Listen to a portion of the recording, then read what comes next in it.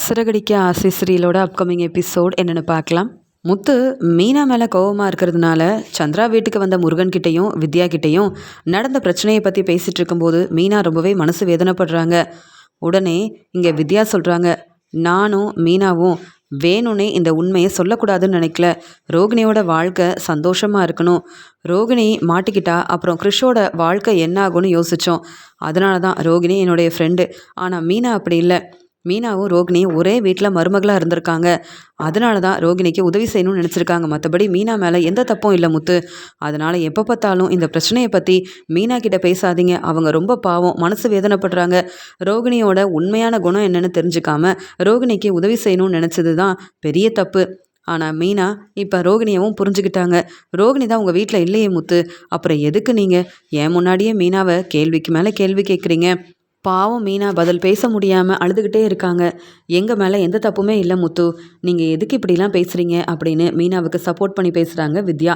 உடனே முருகன் வந்து சொல்கிறாரு, ஆமாம் முத்தண்ணே, எனக்குமே இந்த பிரச்சனையை பற்றி இப்போ தான் தெரிய வந்தது. வித்யாவும் என்கிட்ட இந்த உண்மையை சொல்லலை. தன்னுடைய ஃப்ரெண்டு ரோகிணிக்காக சப்போர்ட் பண்ணணும், இந்த உண்மை யாருக்கும் தெரியக்கூடாதுன்னு தான் எல்லாரும் யோசனை பண்ணியிருக்காங்க. ஆனால் என்ன செய்ய, இப்போ உண்மை தெரிஞ்ச உடனே ரோகிணி எங்கள் வீட்டுக்கு தான் உதவி கேட்டு வந்தாங்க. தங்கிறதுக்கு இடம் கொடுங்கன்னு சொன்னாங்க. ஆனால் முடியவே முடியாது. முத்தண்ணனும் மீனாவும் எங்களுக்கு தெரிஞ்சவங்க. அவங்க எங்களை தப்பாக நினைப்பாங்க. இத்தனை நாள் வித்யா வேணா உதவி செஞ்சுருக்கலாம், இப்போ வித்யா வேணா கல்யாணம் பண்ணிக்கிட்டேன். அதனால் என் முடிவை தானே வித்யாவும் சொல்ல முடியும். அதனால் அங்கே வந்த ரோகிணிக்கு உதவி செய்ய முடியாதுன்னு சொல்லி அனுப்பிட்டோம். இப்போ அவங்க எங்கே போனாங்க என்னன்னு கூட எங்களுக்கு தெரியாது. ஏன்னா வித்யா இனி ரோகிணிக்கிட்ட பேச மாட்டேன்னு என்கிட்ட சொல்லியிருக்காங்க. என்ன வித்யா, நீங்கள் சொன்னதெல்லாம் உண்மை தானே? இல்லை மறுபடியும் உங்கள் ஃப்ரெண்டு ரோகிணிக்கு உதவி செய்வீங்களான்னு கேட்க, இல்லை நான் முன்னாடி கல்யாணம் ஆகாதப்ப யார்கிட்டையும் கேட்க வேண்டாம், என் ஃப்ரெண்டு ரோகிணிக்கு நான் சப்போர்ட் பண்ணலாம், உதவி செய்யலாம். ஆனால் இப்போ அப்படி இல்லை முருகன். நீங்கள் என் வீட்டுக்காரர், நீங்கள் சொல்கிற பேச்சு தானே நான் கேட்கணும். அதனால் கண்டிப்பாக ரோகிணிக்கு நான் உதவி செய்யவே மாட்டேன். ரோகிணி என் வீட்டு பக்கமும் வரமாட்டா முத்து. பாவம் மீனா கிட்ட இப்படிலாம் பேசிக்கிட்டே இருக்காதீங்க. மீனா, நீங்கள் எப்பயும் சந்தோஷமாக இருக்கணும். யாரும் உங்களை தப்பாக நினைக்கல. ஏதோ தெரியாமல் ரோகிணிக்காக சப்போர்ட் பண்ணணும், கிறிஷோட வாழ்க்கைக்காக நீங்கள் உதவி செய்யணும்னு நினச்சிங்க. ஆனால் இப்போ உங்களுக்கு வந்த பிரச்சனையெல்லாம் பார்த்துட்டு நீங்கள் கண்டிப்பாக மனசு மாறி இருப்பீங்க. உங்கள் வாழ்க்கையை தான் இனி கவனிக்கணுன்ற எண்ணம் உங்களுக்கு வந்திருக்கும்னு எனக்கு தோணுது. அதனால் இனி யாருக்கும் உதவி செய்யாதீங்க. அப்படி உதவி செஞ்சாலும் என்ன பிரச்சனை வந்தாலும் நீங்கள் முதல்ல முத்துக்கிட்ட சொல்லுங்கள். முத்து உங்களுக்கு சப்போர்ட்டாக இருந்தால் தானே நீங்கள் சந்தோஷமாக இருக்க முடியும் அப்படின்னு சொல்லும்போது, எனக்கு புரியுது வித்யா, அதனால தான் என் வீட்டுக்காரர் என்ன கேள்வி கேட்டாலும் பதில் பேச முடியாமல் இந்த நிலமையில என் அம்மா வீட்டில் வந்து உட்காந்துட்ருக்கேன் அப்படின்னு சொல்கிறாங்க மீனா. அதெல்லாம் கொஞ்ச நாளைக்கு தான். மீனாவை என் வீட்டுக்கு கூப்பிட்டு போயிடுவேன் வித்யா. என்ன தான் மீனா பிரச்சனை செஞ்சாலும், என்னை ஏமாத்திருந்தாலும், பொய் சொல்லியிருந்தாலும், ரோகிணிக்கு சப்போர்ட் பண்ணணும்னு நினச்சிருந்தாலும் மீனாவை நான் அப்படியே விட்டு கொடுக்க முடியாதே. மீனா வந்து தன்னுடைய அம்மா வீட்டிலேயே இருக்கட்டும்னு என்னால் முடிவெடுக்க முடியாது. மீனா ரெஸ்ட் எடுக்க தான் இங்கே வந்திருக்கா. மற்றபடி மீனா நல்லா சாப்பிட்டு ரெஸ்ட் எடுத்துகிட்டு எப்பயும் போல் தன்னுடைய வேலையை பார்க்க ஆரம்பிச்சிட்டானா மீனா என் வீட்டுக்கு வரலாம். அங்கே வந்தாலும் வேலையை மட்டுமே செஞ்சுக்கிட்டு இருப்பா. அதனால தான் மீனா இங்கே இருக்கட்டும்னு விட்டுருக்கேனே தவிர்த்து, மற்றபடி மீனா மேலே கோவம் இருந்தாலும் எனக்கு மீனா மேலே நிறைய அக்கறை இருக்குது, உண்மையான பாசம் இருக்குது. அதை மீனா புரிஞ்சுக்கிட்டா போதும் அப்படின்னு சொல்லிட்டு ஜூஸ் எல்லாம் மீனா கிட்ட கொடுக்க, மீனா கண் கலங்கி வந்து முத்துக்கிட்ட சொல்கிறாங்க, என்னை மன்னிச்சிடுங்க, இனி இதை பற்றியே பேசிகிட்டு இருக்காதீங்க, என்னால் தாங்கிக்க முடியல அப்படின்னு சொல்லும்போது, நான் பேச மாட்டேன் மீனா, நீ நல்லா ரெஸ்ட் எடு, அதுவே போதும் அப்படின்னு பேசுகிறாங்க முத்து. மீனா முத்துக்கிட்ட பேசிட்டு அங்கேருந்து கிளம்புன முருகன் வந்து வர வழியில் வித்யா கிட்ட சொல்கிறாங்க, பார்த்தீங்களா வித்யா, இப்போ கூட மீனா அழுதுகிட்டே மன்னிப்பு கேட்குறாங்க. ஆனாலும் மீனா செஞ்சது தப்பு தான்னு முத்தண்ணன் புரிஞ்சுக்கிட்டு அவங்கள மன்னிக்கவும் முடியாமல் கோவப்படவும் முடியாமல் எவ்வளோ கஷ்டப்படுறாங்கன்னு. நானும் இதே மாதிரி உங்கள் மேலே தப்பு இருக்குன்னு கோவப்பட்டால் நீங்கள் என்ன செய்வீங்க? நீங்கள் ரோகிணிக்கு உதவி செஞ்சுருக்கக்கூடாது. இப்போ பாருங்கள், உங்களை மாதிரியே மீனாவும் உதவி செஞ்சதால் அவங்க நிலமையை பார்த்தீங்களான்னு கேட்கும்போது, ஆமாம் முருகன், நான் தான் சொன்னேன்ல, இனி ரோகிணிக்கிட்ட பேச மாட்டேன், ரோகிணிக்கு உதவி செய்ய மாட்டேன், உங்கள் பேச்சை மட்டும்தான் கேட்பேன்னு. அப்புறம் எதுக்குங்க ரோகிணியை பற்றி பேசுகிறீங்க? உண்மையாகவே இப்போ ரோகிணி எங்கே இருக்கான்னு எனக்கு தெரியாது முருகன். தெரிஞ்சிருந்தா கண்டிப்பாக நான் முத்துக்கிட்ட சொல்லியிருப்பேன். ஆனால் இனி ரோகிணியை பற்றி நான் யோசிக்கவே கூடாதுன்னு தான் நான் ரோகிணி ஃபோன் பண்ணால் கூட எடுத்து பேசுகிறதில்ல முருகன். அதனால் என்னை மன்னிச்சிருங்க. கல்யாணத்துக்கு முன்னாடி இந்த உண்மையை மட்டும்தான் உங்ககிட்ட சொல்லாமல் இருந்தேன்னு சொல்லும்போது உடனே முருகன் சொல்கிறாரு, வர வர யாரை நம்புறதுனே தெரியல வித்யா. ஏன்னா நீங்கள் உங்கள் ஃப்ரெண்டு ரோகிணிக்கு எவ்வளவோ உதவி செஞ்சுருக்கீங்க, உண்மையை சொல்லாமல் இருந்திருக்கீங்க. இன்னும் வேறு ஏதாவது உண்மையை சொல்லாமல் ரோகிணி மாதிரி என்னை ஏமாத்திடலாம், மனோஜ் மாதிரி நானும் ஏமாந்து போய் நிற்கணும் அப்படின்னு நீங்கள் ஏதாவது திட்டம் போட்டிருக்கீங்களா? இல்லை நீங்களும் ரோகிணியோட ஃப்ரெண்டாச்சே, அவங்கள மாதிரி என்னையும் ஏமாத்திர மாட்டீங்கல்ல? உங்கள நம்பலாமா? அப்படின்னு சந்தேகத்தோட முருகன் கேட்க, உடனே வித்யா, "என்ன முருகன் இப்படிலாம் பேசுறீங்க? ஏன் இவ்வளோ கோவப்படுறீன்னு?" கேட்கும்போது, "பார்த்தல்ல, இங்க மீனா சிஸ்டரோட நிலைமைய பார்த்தல்ல. அவங்க செஞ்ச தப்புக்கு அவங்க மாமியார் வீட்ல இருக்கக்கூடாதுன்னு அவங்க அம்மா வீட்ல வந்து தங்கியிருக்காங்க. நானும் இப்படி கோவப்பட்டா உங்க நிலைமை என்ன ஆகும்? அதனால இனி ரோகிணி நம்ம வீட்டு பக்கம் வரவும் கூடாது. ரோகிணி என்னுடைய ஃப்ரெண்டுன்ற உரிமையில நீங்க அவங்களுக்கு உதவி செய்யவும் கூடாது. இல்ல ரோகிணி மாதிரியே என்ன நீங்க ஏமாத்தணும்னு நெனச்சா, இப்பவே நீங்க அ நம்ம வீட்ல தங்க வேண்டாம். நீங்க கிளம்பி போகலான்னு" சொல்ல, "முருகன், நான் உங்கள விரும்பி கல்யாணம் பண்ணியிருக்கேன். உங்ககிட்ட எந்த உண்மையவும் நான் மறைக்கணும், சொல்லக்கூடாது அப்படின்லாம் நெனச்சதே இல்ல. ரோகிணியோட வாழ்க்கைய பத்தி உங்ககிட்ட சொல்லணுன்ற அவசியம் எனக்கு வரல.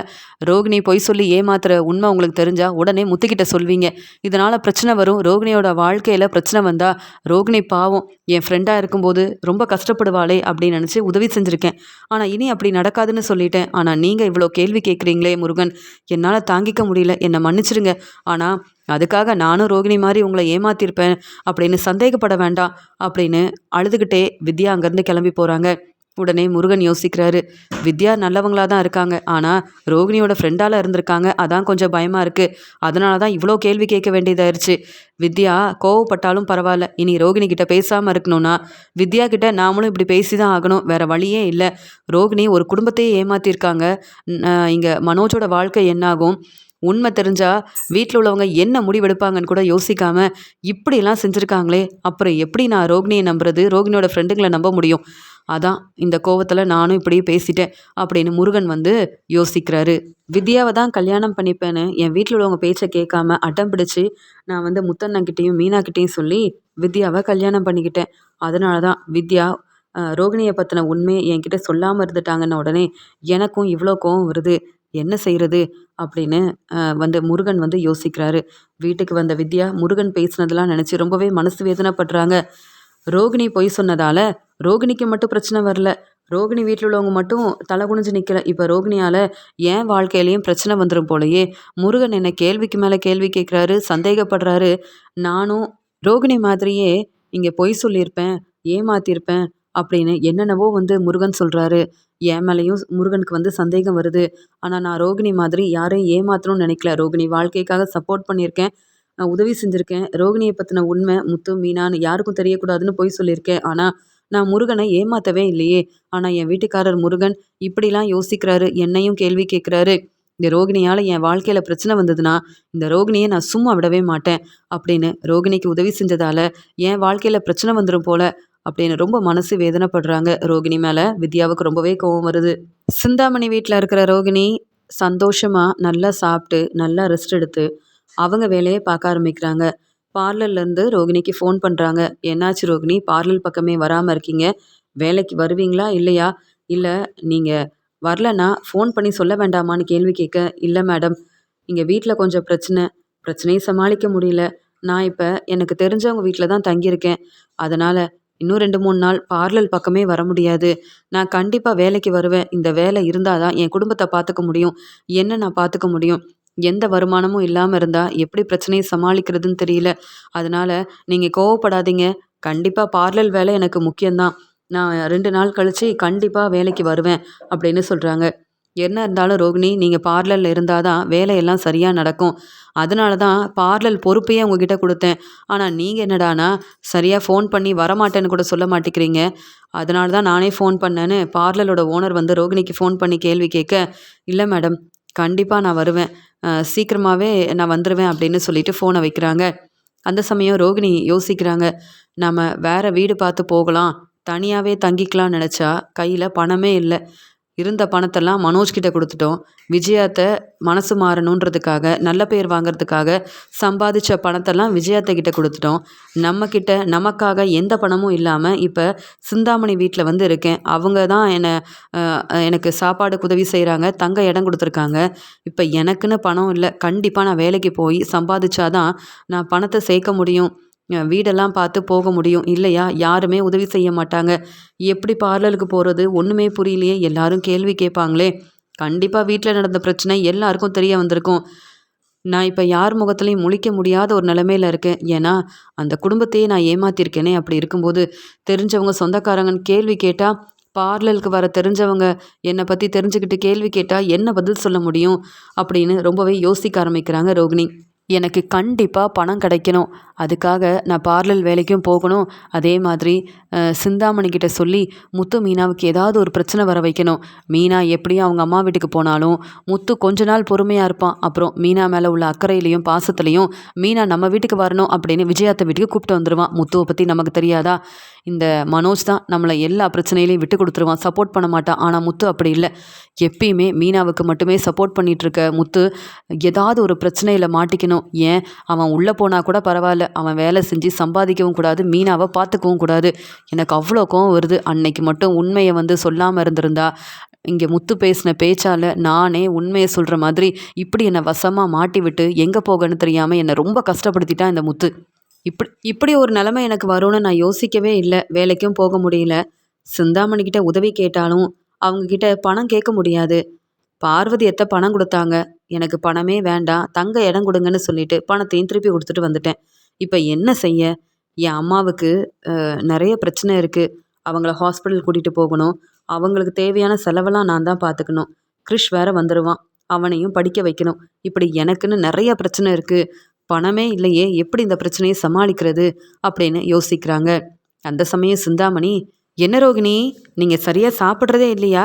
எதை பற்றி ரொம்ப நேரமாக யோசனை பண்ணிட்டு இருக்கீங்க? நான் ரொம்ப நேரம் ஆகுது. நீங்கள் நான் வந்ததை கூட கவனிக்காமல் ரொம்ப யோசிக்கிறீங்களே. என்ன பிரச்சனை உங்களுக்கு? நிம்மதியாக என் வீட்டில் இருங்கன்னு சொன்னால் எதை பற்றி யோசிக்கிறீங்க? மனோஜ் உங்களை மன்னிச்சு ஏற்றுக்க மாட்டாரான்னு யோசிக்கிறீங்களா? இல்லை விஜயா உங்களை ஏற்றுக்கணும்னு யோசிக்கிறீங்களான்னு கேட்க, இல்லை மேடம், அப்படிலாம் நான் யோசிக்கல. அவங்க என்னை ஏற்றுக்கலனாலும் என் பையன் கிறிஷை பார்த்துக்கணும், என் அம்மாவை பார்த்துக்கணும். வெளியில் எங்கேயும் போக முடியல, வேலைக்கு போகணும், நிறைய பிரச்சனை இருக்குது. ஒவ்வொருத்தரும் ஃபோன் பண்ணுறாங்க, கேள்வி கேட்குறாங்க. அதனால தான் என்ன செய்யன்னு யோசிக்கிறேன். எனக்கு நீங்கள் இடம் கொடுத்துருக்கீங்க, தங்க இடம் கொடுத்து உதவி செஞ்சுருக்கீங்க. இதுக்கு மேலே உங்ககிட்ட பணம் கேட்க முடியாது. எப்படியாவது நானும் வேறு வீடு பார்த்து தனியாக போகணும்ல. எத்தனை நாள் உங்கள் வீட்டிலையே இருக்க முடியும்? அதனால தான் யோசனை பண்ணுறேன். என்கிட்ட பணமே இல்லை அப்படின்னு சொல்லும்போது, இப்போ என்ன ரோகிணி, பணம் தானே வேணும், என்கிட்ட கேட்க வேண்டிதானே அப்படின்னு சொல்கிறாங்க.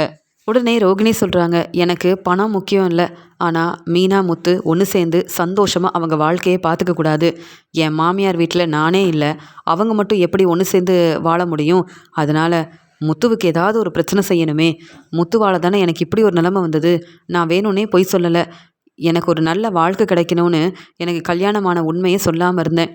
அதெல்லாம் ஒரு காரணமாக வச்சுக்கிட்டு அந்த வீட்டில் உள்ளவங்க என்னை பலார்னு வெளுத்து வாங்கும்போது கூட மனோஜ் எனக்கு சப்போர்ட் பண்ணவே இல்லை. எனக்காக பேச அந்த வீட்டில் யாருமே இல்லை. நான் இப்படி ஒரு நிலமையில வேறு வழி இல்லாமல் அங்கேருந்து கிளம்பி வரணும்னு வேணும்னே திட்டம் போட்டு முத்து என்னை மாட்டி விட்டுட்டாரு அப்படின்னு சொல்லும்போது, இருந்தாலும் ரோகிணி, நீங்களும் பொய் சொல்லியிருக்கீங்கல்ல. உண்மையை தெரிஞ்சுக்கிட்டு தானே முத்து உண்மையை சொல்லியிருக்காரு. இருந்தாலும் உங்கள் மேலே தப்பு இருந்தாலும் நான் உங்களுக்கு தான் சப்போர்ட் பண்ணுவேன். ஆனாலும் நீங்கள் முத்து மேலே தப்புன்னு சொல்கிறத தான் நான் உங்களுக்கு சொல்கிறேன். முத்துவுக்கு உண்மை தெரிஞ்ச உடனே மீனா மாதிரி உதவி செய்யணும்னு நினைக்க மாட்டார்ல. எப்படியாவது உங்களை அங்கேருந்து அனுப்பணும்னு நினச்ச முத்து சரியாக உண்மையை சொல்லி உங்களை மாட்டி விட்டுட்டாரு. ஆனால் நீங்கள் தான் பாவம், உங்கள் பையனை கவனிக்கணும், உங்கள் அம்மாவை கவனிக்கணும், வெளியில் வேலைக்கு போக முடியல அப்படின்னு கஷ்டப்படுறீங்க. உங்கள் நிலமையை அந்த வீட்டில் இருக்க யாரும் புரிஞ்சிக்க மாட்டாங்க. ஆனாலும் நான் உங்களுக்கு உதவி செய்கிறதா முடிவெடுத்துட்டேன். எந்த பிரச்சனையாக இருந்தாலும் நீங்கள் என்கிட்ட வரலாம், நான் உங்களுக்கு உதவி செய்வேன் அப்படின்னு ஆறுதலாக பேசிகிட்டு இருக்கும்போது அங்கே சிந்தாமணிக்கு ஃபோன் வருது. அக்கா, நீங்கள் சொன்ன மாதிரியே அங்கே போனோம்க்கா, அவங்க நிறைய பணம் கொடுத்துட்டாங்க. இன்றைக்கி மட்டும் 25 லட்ச ரூபா பணம் கிடச்சிருக்கு. அக்கா, வேற என்னக்கா பேசணும்னு கேட்க, முதல்ல இந்த பணத்தை எடுத்துகிட்டு வா, அதுக்கப்புறமா பேசிக்கலாம் அப்படின்னு சொல்கிறாங்க. சரிக்கா, பணத்தை கொண்டு வந்துடுறேன். அக்கா, வேற எங்கேயோ போகணும்னு சொன்னீங்களேன்னு சொல்லும்போது, நான் போய் பேசிக்கிறேன், அவங்கக்கிட்ட வீடையே வாங்கணும் அப்படின்னு சொல்லிட்டு ஃபோனை வைக்கிறாங்க. உடனே ரோகிணி சொல்கிறாங்க, பரவாயில்ல மேடம், நீங்கள் டெக்கரேஷன் ஆர்டர் மட்டும் தான் செய்கிறீங்கன்னு நினச்சேன். ஆனால் உங்களுக்கு நிறைய பிஸ்னஸ் இருக்குது போல் அப்படின்னு சொல்லும்போது, ஆமாம் ரோகிணி, அப்படி இருக்கிறதுனால தானே நான் இவ்வளோ வசதியாக இருக்கேன் அப்படின்னு சொல்லும்போது, அந்த சமயம் சிந்தாமணியோட ஆளுங்க நிறைய பணத்தெல்லாம் எடுத்துகிட்டு சிந்தாமணிக்கிட்ட கொடுக்க, பணத்தெல்லாம் எண்ணி பார்க்குறாங்க சிந்தாமணி. எல்லாம் சரியாக தான் இருக்குது. சரி, இதை என்னுடைய அலமாரியில் நான் வைக்கிறேன் அப்படின்னு சொல்லும்போது, சரிக்கா, நீங்கள் போய் அவங்க பணம் கொடுக்கலன்னா அந்த வீடை எப்படியாவது வாங்கிருங்க அப்படின்னு சொல்லும்போது, அதெல்லாம் நான் பார்த்துக்கிறேன். எத்தனை பேரை நான் ஏமாற்றிருக்கேன், இவங்கள சும்மா விட்டுருவேனா என்ன? என்கிட்ட பணத்தை வாங்கி 2-3 வருஷம் ஆகுது. பணத்தை திருப்பி தராமல் என்ன ஏமாற்றணும்னு நினச்சா நான் சும்மா விட மாட்டேன். இந்த வேலையெல்லாம் நான் பார்த்துக்கிறேன் அப்படின்னு பேசும்போது, ரோகிணி வந்து யோசிக்கிறாங்க. பரவால்ல, யார் ஏமாத்துனாலும் இந்த சிந்தாமணி சும்மா விட மாட்டாங்க போலயே! அது மட்டும் இல்லாம இவங்க கிட்ட இவ்ளோ பணம் இருக்கு. தினமும் இவங்களுக்கு இவ்ளோ பணம் கிடைக்கும் போல. ரொம்ப வசதியா தான் இருக்காங்க. நானும் இவங்கள வெறும் டெக்கரேஷன் ஆர்டர் மட்டும் தான் செய்றாங்கன்னு நெனச்சேன். ஆனா இப்படிலாம் பிசினஸ் வேற செய்றாங்களா? இவங்கள நம்பி நெறைய பேர் பணம் வாங்குறாங்க. ஆனா பணத்த திருப்பி தரலன்னா, அவங்க வீடையே எழுதி வாங்கிர்றாங்களே! பரவால்ல, சிந்தாமணி பெரிய ஆளு தான். அப்ப இவங்க கிட்ட நெறைய பணம் இருக்கு. கேட்டா பணம் குடுப்பாங்க. ஆனா கேட்டு பணத்த வாங்குனா, அந்த பணத்த நம்ம திருப்பி தரணும். இதே இவங்களுக்கு தெரியாம இங்கேருந்து பணத்த எடுத்துட்டு போயிட்டோம்னா, இவங்க நம்ம எங்க போனோம்னு கூட கண்டுபிடிக்க முடியாது. நம்ம அம்மா வீட்டுக்கே கிளம்பி போயிரலாம். கிரிஷையும் எப்படியாவது அங்க வர வச்சிரலாம். அதுக்கப்புறம் என்ன? இவங்க யார்கிட்டயும் நம்ம வந்து பதில் பேச வேண்டாம். எங்க தங்குறது? யார உதவி செய்வாங்க? அ எப்படி சம்பாதிக்கிறதுன்னு யோசிக்க வேண்டாமே! நமக்கு தெரிஞ்ச வேலைய நல்லபடியா செய்வோம். புது பார்லர் ஆரம்பிச்சு நம்ம பிசினஸ பார்த்துக்கலாமே! அப்படின்னு ரோகிணி ஒரு திட்டம் போடுறாங்க. இங்க விஜயா எப்படியாவது மனோஜுக்கும் ரோகிணிக்கும் டிவோர்ஸ் வாங்கி கொடுத்துடணும். மனோஜோட வாழ்க்கை இப்படியே இருந்தால் சரிப்பட்டு வராது. ரோகிணி என்னை ஏமாத்திட்டான்னு வீட்டில் நடக்க பிரச்சனையெல்லாம் பார்த்துட்டு ரொம்ப மனசு வேதனையோடு இருக்கான் மனோஜ். இதில் இங்கே ஸ்ருதியோட அம்மா வேற வந்து தேவையில்லாமல் கேள்விக்கு மேலே கேள்வி கேட்க மனோஜ் ரொம்ப அழ ஆரம்பிச்சிட்டான். எனக்கு மனோஜ் கிட்ட பேசி ஆறுதலாக பேசவே முடியல. ஒவ்வொருத்தரும் கேள்வி கேட்குறாங்க. சொந்தக்காரங்கெல்லாம் ஃபோன் பண்ணிக்கிட்டே இருக்காங்க. பாவம் மனோஜ் இதெல்லாம் யோசிக்கும்போது அவனால் தாங்கிக்க முடியல. அதனால கண்டிப்பாக நம்ம டிவோர்ஸ் நோட்டீஸ் அனுப்பிட்டோன்னா சீக்கிரமாகவே ரோகிணி எங்களை ஏமாத்துனதுக்கு சரியான பதில் கிடைக்கும். ரோகிணியை மட்டும் இங்கே மனோஜ் டிவோர்ஸ் பண்ணிட்டானா அதுக்கப்புறமா எப்படியாவது மனோஜுக்கு ஒரு நல்ல வாழ்க்கையை அமைச்சு கொடுக்கலாம். இந்த ரோகிணியால் நான் ஏமாந்துட்டேன். ஆனால் இனி அப்படி நடக்காது. ஒரு நல்ல பணக்கார வீட்டு பொண்ணாக பார்த்து மனோஜுக்கு கல்யாணம் பண்ணி வச்சா மனோஜோட வாழ்க்கை ரொம்பவே சந்தோஷமாக இருக்கும் அப்படின்னு யோசிக்கிறாங்க. இப்போ ரோகிணி எங்கே இருக்கான்னு தெரியாது. ஆனால் சிந்தாமணிக்கிட்ட கேட்டோன்னா ரோகிணி எங்கே இருக்காங்க அப்படின்ற உண்மை தெரிய வரும். டிவோர்ஸ் நோட்டீஸ் அனுப்ப நமக்கு நல்ல ஒரு வாய்ப்பாக அமையும் அப்படின்னு சொல்லிட்டு உதவி கேட்கலாம். இந்த விஷயத்தில் சிந்தாமணி உதவி செய்வாங்கன்னு உடனே விஜயா சிந்தாமணிக்கு ஃபோன் பண்ணுறாங்க. இங்கே சிந்தாமணி டெக்கரேஷன் ஆர்டரை பற்றி பேசுகிறதுக்காக கிளம்புறாங்க. அப்போ விஜயா ஃபோன் பண்ண உடனே சிந்தாமணி யோசிக்கிறாங்க. எதுக்கு இந்த விஜயா ஃபோன் பண்ணுறாங்க? ஒருவேளை ரோகிணி என் வீட்டில் தான் தங்கியிருக்காங்கன்னு தெரிஞ்சுக்கிட்டாங்களா என்ன அப்படின்னு ஃபோன் எடுத்து பேச ஆரம்பிக்கிறாங்க. என்ன மேடம், எனக்கு நிறைய வேலை இருக்குது. நீங்கள் இப்போ எதுக்கு ஃபோன் பண்ணீங்கன்னு கேட்க, இல்லை சிந்தாமணி, நீங்கள் எனக்கு உதவி செய்யணும். அந்த ரோகிணி எங்கே இருக்காங்கன்னு தெரியுமா? அந்த ரோகிணி எங்களை ஏமாற்றிட்டு ரொம்பவே அவமானப்படுத்திட்டா. ரோகிணி அந்த வீட்டில் இருக்கக்கூடாதுன்னு அனுப்பிட்டோம். ஆனால் இப்போ மனோஜ் வந்து டிவோர்ஸ் நோட்டீஸ் அனுப்பணும். மனோஜுக்கும் ரோகிணிக்கும் டிவோர்ஸ் கிடைக்கணும். அதனால் அந்த ரோகிணி எங்கே இருக்கான்னு தெரியுமா அப்படின்னு கேட்கும்போது, அப்போ அவங்களுக்கு ரோகிணி எங்கே இருக்காங்கன்னு தெரியாது. நாம் வேற ரோகிணிக்கு உதவி செய்கிறோன்னு தெரிஞ்சா விஜயாவும் சும்மா விட மாட்டாங்க. அந்த முத்து மீனான்னு யாருமே நம்மளை சும்மா விட மாட்டாங்களே அப்படின்னு சொல்லிட்டு, இல்லை மேடம், ரோகிணி உங்கள் மருமக, நீங்கள் தான் அவங்கள அங்கேருந்து அனுப்பியிருக்கீங்க. அவங்க எங்கே போனாங்க, எங்கே இருக்காங்கன்னுலாம் எனக்கு தெரியாது. எனக்கு நிறைய வேலை இருக்குது. மற்றபடி ரோகிணியை பற்றி விசாரிக்கிறது என் வேலை இல்லையே அப்படின்னு சொல்லி சமாளிக்கிறாங்க சிந்தாமணி. உடனே விஜயா அழுதுகிட்டே சிந்தாமணி கிட்ட பேசுகிறாங்க. இந்த ரோகிணி எங்கே இருக்கான்னு தெரிஞ்சா டிவோர்ஸ் நோட்டீஸ் அனுப்பலான்னு பார்த்தா ரோகிணி எங்கே இருக்கான்னு தெரியல. நீங்கள் தான் உங்கள் ஆளுங்களை அனுப்பி ரோகிணி எங்கே இருக்கான்னு கண்டுபிடிக்கணும். அந்த உதவியை மட்டும் செஞ்சால் ரொம்ப சந்தோஷமாக இருக்குன்னு சொல்ல, சரி மேடம், கண்டிப்பாக உங்களுக்காக இந்த உதவியை செய்வேன். நீங்கள் கவலைப்படாதீங்க. ரோகிணி இப்படிலாம் செய்வாங்கன்னு நானே எதிர்பார்க்கல. உங்கள் மருமக ரோகிணியை விட்டு கொடுக்காம தலையில் தூக்கி வச்சுல கொண்டாடினீங்க. ஆனால் ரோகிணி இந்த உண்மையை சொல்லாமல் இப்படி உங்கள் குடும்பத்தை ஏமாற்றிட்டாங்களே. எப்படி உங்ககிட்ட ஃபோன் பண்ணி பேசன்னு யோசித்தேன். நீங்களே உதவி கேட்டு ஃபோன் பண்ணிட்டீங்க. பரவாயில்ல மேடம், கண்டிப்பாக ரோகிணி எங்கே இருந்தாலும் நான் உடனே உங்களுக்கு ஃபோன் பண்ணி சொல்கிறேன் அப்படின்னு சொல்லிட்டு ஃபோனை வைக்கிறாங்க சிந்தாமணி. ரோகிணி என்கிட்ட தான் உதவி கேட்டிருக்காங்க. என்னுடைய வீட்டில் தான் இருக்காங்க. ரோகிணியை நான் தான் நல்லா பார்த்துக்கிறேன் அப்படின்னு விஜயாவுக்கு தெரிஞ்சா அவ்வளவுதான். விஜயா மட்டும் இல்லை, அந்த வீட்டில் இருக்க யாரும் என்னை சும்மா விட மாட்டாங்க. இப்போ ரோகிணி மேலே விஜயா எவ்வளோ கோபமாக இருக்காங்க. என்ன செய்கிறது? சரி பரவாயில்ல, நம்ம வேலையை பார்ப்போம். கண்டிப்பாக விஜயாவுக்கு உதவி செய்யணும்னு என்ன அவசியம் இருக்குது? இந்த ரோகிணியை ஒரு காரணமாக வச்சு விஜயாவோட வீடு எனக்கு வரணும். அப்படி ஏதாவது நான் செஞ்சே ஆகணும். விஜயாவுக்கு இருக்கிறது இந்த வீடு மட்டும்தானே. அந்த வீடும் இப்போ எனக்குன்னு வந்துருச்சுன்னா ரொம்ப சந்தோஷமாக இருக்கும் அப்படின்னு யோசனை பண்ணிட்டு தன்னுடைய வேலைக்காக கிளம்புறாங்க சிந்தாமணி. வீட்டில் தனியாக இருக்கிற ரோகிணி யோசிக்கிறாங்க. இந்த சிந்தாமணிக்கிட்ட இவ்வளோ பணம் இருக்குது. சிந்தாமணியோட பொண்ணு இந்த பக்கம் வரதே இல்லை. சிந்தாமணியை கவனிக்க யாரும் இல்லை. ஆனால் இப்போ சிந்தாமணி என்னை ரொம்ப நம்புகிறாங்க. மற்றவங்க கூட என்கிட்ட பேசாமல் இருந்தாலும் எனக்கு உதவி செய்யக்கூடாதுன்னு நினச்சாலும் சிந்தாமணி எனக்கு உதவி செய்யணும்னு முன் வந்து எனக்கு உதவி செஞ்சுருக்காங்க. ஆனால் அவங்களோட பணம் நகைன்னு இதெல்லாம் எப்படி எடுத்துகிட்டு போகிறது? சிந்தாமணி நிறைய சம்பாதிக்கிறாங்க. அந்த பணம்லாம் அப்படியே தானே இருக்கு. நாம கஷ்டப்படுறோம். எங்கேயும் வேலைக்கும் போக முடியல. அம்மாவ பார்த்துக்கணும், கிருஷ்ஷ பார்த்துக்கணும், என் வாழ்க்கைய பார்த்துக்கணும். அப்படி இருக்கும்போது அந்த வீட்ல உள்ள எல்லாரையும் ஏமாத்துனேன்.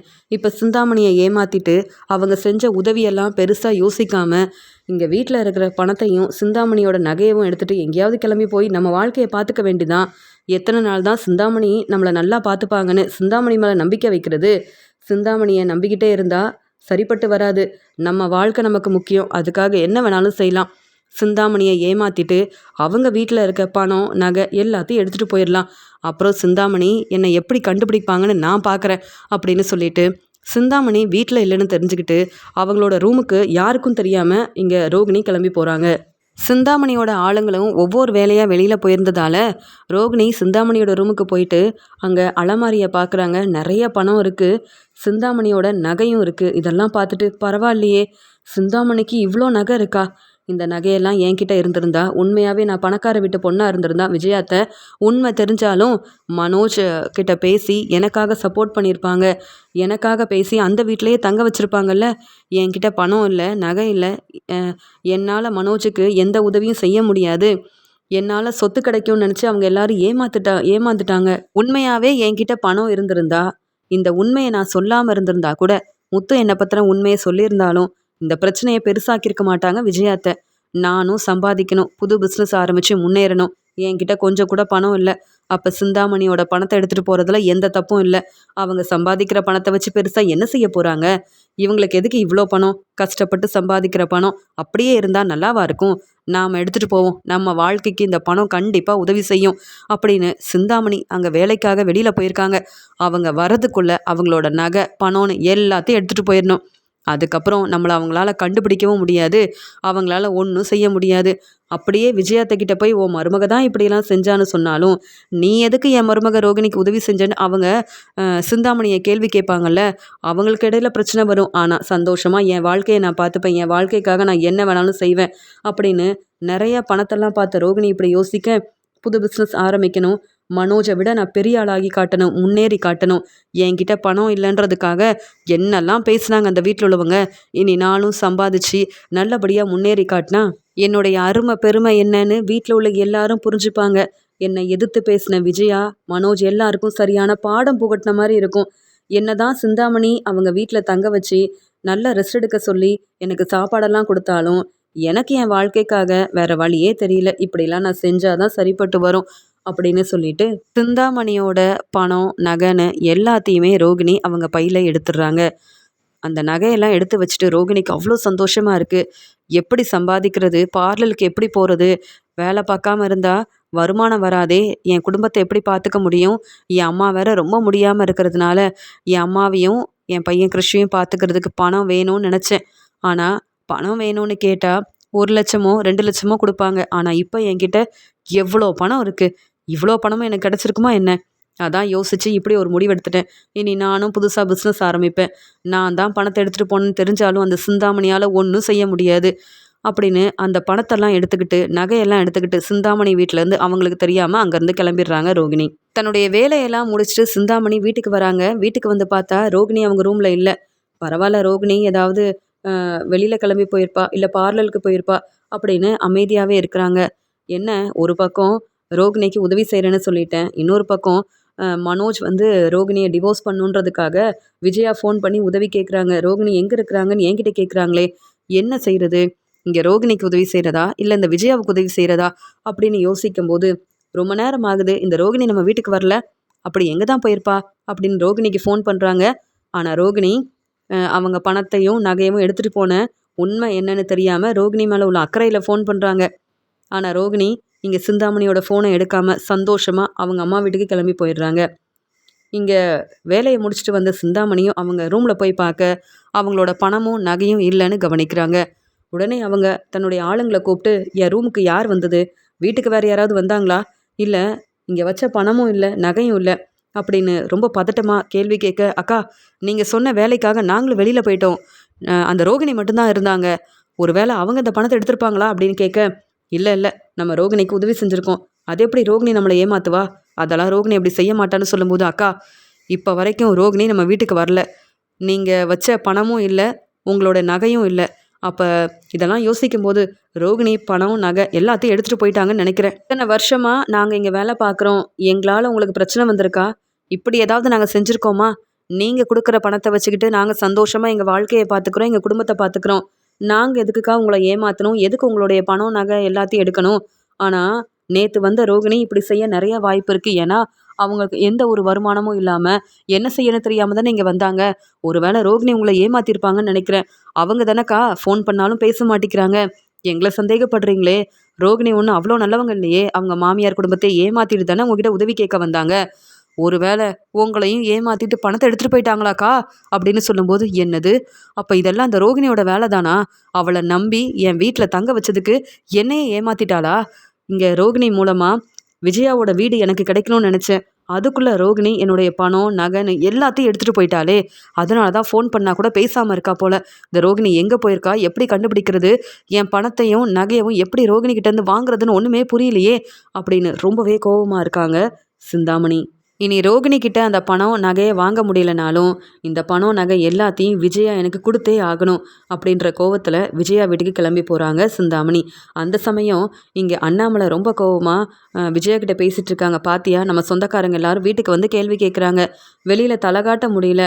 என் ஃப்ரெண்டுங்க எல்லாரும் கேள்வி கேட்டது போதாதுன்னு தெரிஞ்சவங்க எல்லாரும் தேடி வந்து இங்கே ரோகிணியை பற்றி தான் கேட்குறாங்க.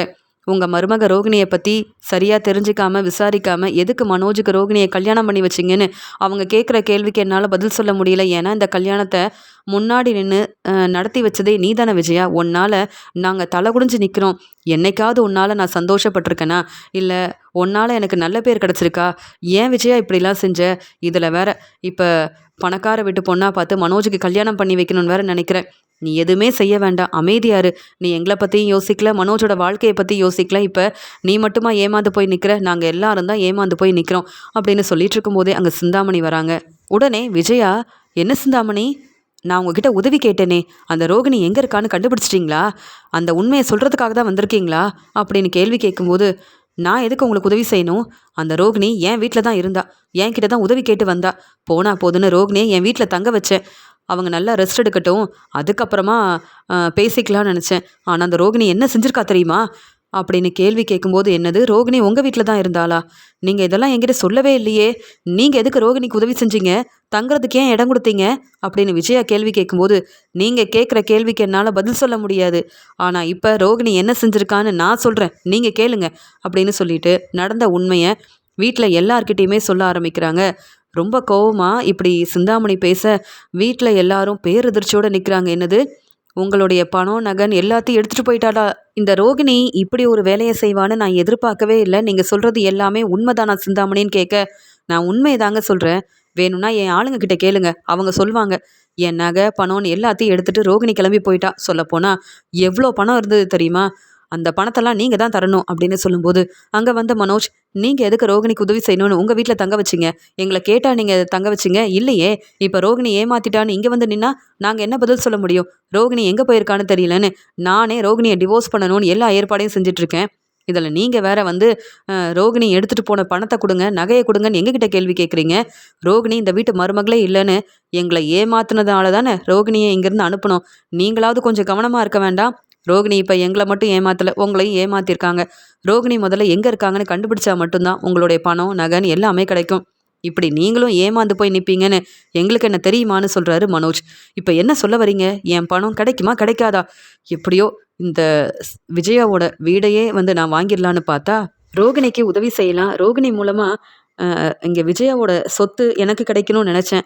ஆனால் நான் சேர்த்து வச்சுருந்த பணம், நகன் எல்லாத்தையும் ரோகிணி எடுத்துகிட்டு போயிட்டா. இப்படிலாம் நடக்கும்னு நான் எதிர்பார்க்கவே இல்லை அப்படின்னு சொல்லி ரொம்பவே கோபமாக பேசிகிட்டு இருக்கும்போது உடனே விஜயா சொல்கிறாங்க, அதானே மனோஜ் சொல்கிறது சரிதான். நான் உங்ககிட்ட என்ன உதவி கேட்டேன்? ரோகிணி எங்கே இருக்கான்ற உண்மையை சொல்லுங்கன்னு கேட்டேன். நீங்கள் ரோகிணிக்கு உதவி செய்யணும்னு நினச்சா அப்புறம் இந்த ரோகிணி எங்களை ஏமாத்தின மாதிரியே உங்களையும் ஏமாற்ற தான் செய்வா. ரோகிணிக்கு பணம் தான் முக்கியம். அதான் உங்களை பற்றி தெரிஞ்சுக்கிட்டு நீங்கள் நல்லா வசதியாக இருக்கீங்கல்ல, நீங்கள் இல்லாதப்ப பணம், நகைன்னு எல்லாத்தையும் எடுத்துகிட்டு போயிட்டா. ரோகிணி எங்கள் வீட்டு மருமக இல்லை நீங்கள் கேட்குற கேள்விக்கு பதில் சொல்கிறதுக்கு. முதல்ல இங்கேருந்து கிளம்பி போங்கன்னு சொல்ல உடனே அங்கே வந்த முத்து சொல்கிறாரு, அதானே நீங்களும் ஏமாத்திட்டீங்களா? உங்களுக்கு இதுவும் வேணும், இன்னமும் வேணும். உங்கள யார் அந்த ரோகிணிக்கு உதவி செய்ய சொன்னது? இப்ப ரோகிணி எங்க இருக்காங்கன்னு நீங்களே கண்டுபிடிச்சு சொல்லுங்க. அதுக்கப்புறம் ரோகிணி கிட்ட இருக்கிற பணத்தையும், உங்களுடைய நகையவும் வாங்க முடியுதான்னு பார்ப்போம். அத விட்டுட்டு இங்க வந்து பேசுறீங்களே! எங்க எல்லாரையும் ஏமாத்தணும்னு ரோகிணி கூட சேர்ந்து நீங்களும் திட்டம் போட்டிருப்பீங்களே சிந்தாமணி. அதான் ரோகிணி சரியான நேரம் பார்த்து உங்களையும் ஏமாத்திட்டு, பணத்தையும் எடுத்துக்கிட்டு, நகையவும் எடுத்துட்டு கிளம்பி போயிட்டா. ரோகிணிய நாங்களே நம்ப மாட்டோம். நீங்க எப்படி நம்புனீங்க? எங்க குடும்பத்தையே ரோகிணி நம்ப வச்சு ஏமாத்தியிருக்காங்கன்னா, நீங்க மனோஜ் சொன்ன மாரி கொஞ்சம் கவனமா இருந்திருக்கலாம். யார நம்பணும், நம்பக்கூடாதுன்னு உங்களுக்கு தெரியலையே சிந்தாமணி. ஏன் இங்க மீனா பிஸ்னஸ் செய்யக்கூடாதுன்னு ரோகிணி பேச்ச கேட்டுக்கிட்டு என்னென்ன வேலை செஞ்சீங்க? ஏன் மீனா அங்க வந்து பணத்த கொண்டு போம்போது உங்க ஆளுங்கள அனுப்பி பிரச்சனை செஞ்சீங்க. இப்படி எங்களுக்கெல்லாம் பிரச்சனை செஞ்ச நீங்க, ரோகிணியால இப்ப ரோகிணிய நம்பி ஏமாந்து போய் நிக்கிறீங்க.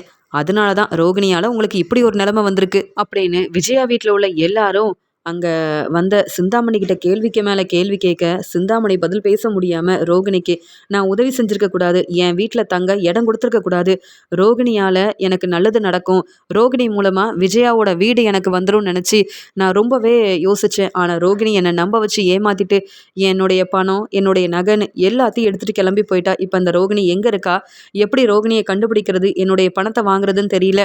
விஜயா கிட்ட நடந்த உண்மையை சொல்லலாம், அவங்க கிட்ட உதவி கேட்கலான்னு ரோகிணியை பத்தி பேச வந்தா, இவங்க எல்லாரும் என்கிட்ட கேள்வி கேட்குறாங்க. ரோகிணிக்கு உதவி செஞ்சதால எனக்கு இப்படி ஒரு நிலைமை வரும் அப்படின்னு யோசிக்கவே இல்லை. ரோகிணி ரொம்ப நல்லவங்கன்னு நம்பினேன். ஆனா எனக்கே பெரிய பிரச்சனை செஞ்சுட்டு என் பணம், என்னுடைய நகையவே எடுத்துட்டு கிளம்பிட்டாலே, என்ன செய்யன்னு தெரியலன்னு ரொம்பவே குழப்பத்துல தலை குனிஞ்சு நிக்கிறாங்க சிந்தாமணி. உடனே முத்து சொல்றாரு, பாத்தீங்களா இந்த ரோகிணி திருந்தவே இல்லை. தன்னுடைய வாழ்க்கைக்காக அவங்க என்ன வேணாலும் செய்வாங்க.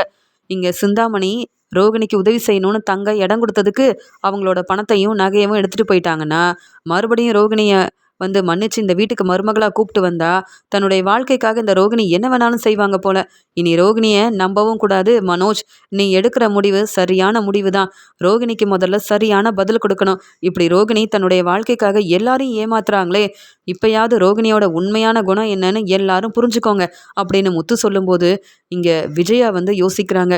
இந்த ரோகிணி நம்மள தான் ஏமாத்துனா, இப்ப சிந்தாமணி கிட்ட இருந்து பணத்தை எடுத்திருக்கானா, என்னெல்லாம் இன்னும் செய்ய போறான்னு தெரியலையே, ரோகிணியால சொந்தக்காரங்க எல்லாரும் கேள்வி கேட்குறாங்க அப்படின்னு ரோகிணி செஞ்ச வேலையெல்லாம் தெரிஞ்சுக்கிட்டு சிந்தாமணி வந்து சொன்னதெல்லாம் கேட்டு ரோகிணி மேல ரொம்பவே கோவமா இருக்காங்க விஜயா.